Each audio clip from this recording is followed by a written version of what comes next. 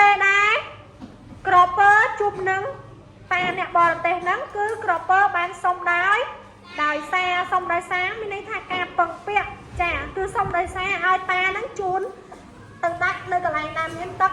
បឹងចានៅពេលដែរក្រពើសុំឲ្យថាតើតាយល់ព្រមឲ្យក្រពើជិះដើរទេអត់ចានៅពេលដែលព្រមឲ្យមកទៀតចាតានឹងបានយកខ្សែចងក្រពើការពារកុំឲ្យក្រពើធ្លាក់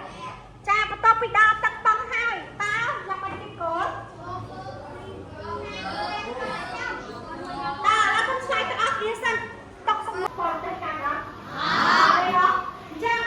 ក្រពើខាងក្រពើតវិញបើថាឯងអត់ឲ្យគោទេវាស៊ីសាច់តែឯងចឹងនៅពេលចាំតែខុយអត់នៅពេលតាខុយតាគួរមកទីកូន